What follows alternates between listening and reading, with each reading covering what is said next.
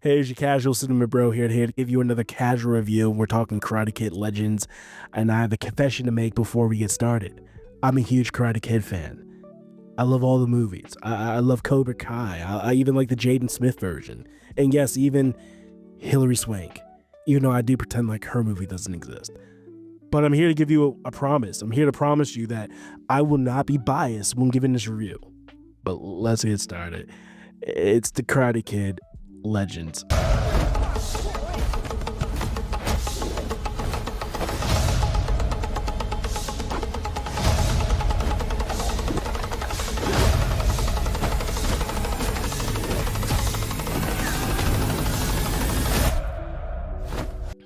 All right, in Karate Kid Legends, we have Li Fong and his mother moving from Beijing, China to New York for a fresh start and a new job opportunity. Once in New York, Lee forms a relationship with a young girl named Mia and her father, Victor, who own a pizza shop, And things aren't going to get crazy just yet. But of course, the girl that he falls for, that he likes, is the ex-girlfriend of the best fighter in all of New York, of all the 5 boroughs. This guy looks like Clay Matthews on Kevin Hart's body with a New York accent.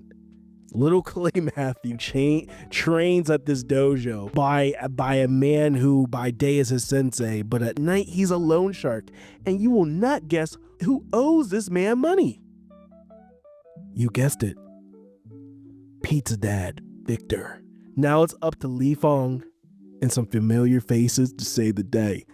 I'm about to jump into what worked for this movie. Listen, I think Li Fong, played by Ben Wong, he was a great lead for this movie. He was charismatic, charming, witty. He had a real likable personality, and he had a face that only a bully can love. He looks like he could get bullied. I'm sorry. If you can't make me scratch my head and wonder, like, damn, why are they fucking with Lee? Like, what Lee do? Why are they messing with Lee, man? If I can't do that, you're not the perfect victim. I shouldn't be able to justify why you getting a wedgie is okay. I shouldn't. I also enjoyed his fighting style. It reminded me a lot of like Jackie Chan, who's also in this film. He plays as Lee's uncle, who taught him a lot of kung fu before he moved to New York. Lee's fighting style, just like Jackie Chan, it came off very comedic, animated. It's almost like he's adapting to his whole environment when he's fighting and just using whatever is there to assist him. And I felt like he played this role very well. And it wasn't just him, it was even Victor, played by Joshua Jackson. I thought he brought a lot of heart and some New York grit or just New York style to flavor to the movie. He was an underdog himself, once a great fighter, but due to the birth of Mia, he had to put that to a side. He had to make deals with shady people to provide for his family. And I thought his story arc was very good for the story. And I'm going to tell you why, because this movie moved away, at least in the first half, from that generic Karate Kid plotline. Normally it's new kid in town, meets girl's ex-boyfriend just so happens to know karate. Now he's getting bullied by the ex-boyfriend. He finds a sensei, learns karate, and then kicks the ex-boyfriend / rival's ass in a big ass tournament. With this movie here, they added a loan shark plot line. I thought that was a real fresh take, something new. This first half of this movie was more like the Karate Dad instead of the Karate Kid. Lee trains Victor for an upcoming amateur boxing match. This win will allow Victor to pay off his debts and also put some money away from Mia. Like, it's a win-win. It's a win-win. However, I got to get to what didn't work for this movie, and it happened right after the boxing match scene. What didn't work for this movie was the pacing. In the beginning, it was off to a hot start. I really enjoyed the pacing. They were doing everything just right.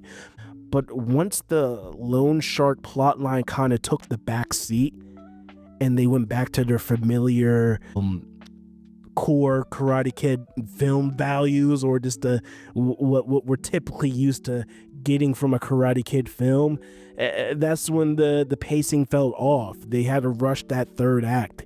They had to bring in Jackie Chan to New York, and then he has to go to LA to go get Daniel LaRusso so he can teach Lee Fong karate. Because you know what? Kung Fu and karate aren't the same thing. I had no idea. I don't know why it mattered. I mean, it was a great way to add Daniel LaRusso to the movie, but I also feel like it hurt the film. I felt like they had a lot of good ideas in the beginning with this film, and they just try to throw too much into this movie for it to only be an hour and 30 minutes. I'm not saying you take Daniel LaRusso out the movie, but give this movie another 15, maybe 20 minutes just to flesh some things out. Because of this rushed third act, we didn't really spend too much time with the antagonists. I felt like Lee and Clay Matthews, and his name is Connor, the boy that he fought against in the movie, their beef wasn't that serious. Like, they had one confrontation, but other than that, he kind of left them alone. You know, I obviously, yes, he's attached to the loan shark, but for them to go back to the Karate Kid plot line, or just what they typically do with these movies, it just felt off. It felt rushed. It just didn't really mean anything. I needed more interaction. I need more Lee getting bullied by maybe not Connor, but maybe his gang. Like, he didn't even have a right hand man. It was just him and his sensei. I mean, like the loan shark guy. They didn't really focus on him. I have no idea what the dojo's name is. It was a lot of things rushed, and I think they had some great ideas, but just didn't execute them very well. I will say there were some great standout moments in this film. I got to talk about the Lee training Victor for his upcoming boxing match. That was a very cool montage. I really enjoyed that. I also enjoyed Jackie Chan and Daniel LaRusso's back and forth about who was teaching Lee better in terms of fighting styles, or how he should get ready for his next match and everything. They played who's a better sensei. It was pretty funny, you know. And last but not least, at the end of the movie, they show Johnny Lawrence from Cobra Kai, which I really love that he got a cameo in this film, because he was probably one of my favorite parts about Cobra Kai, you know.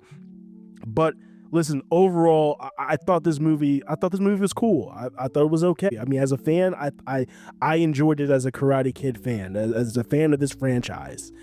If you're not a big fan, I'm not saying don't go watch it. Maybe go catch a matinee, or just wait for it to come out to streaming.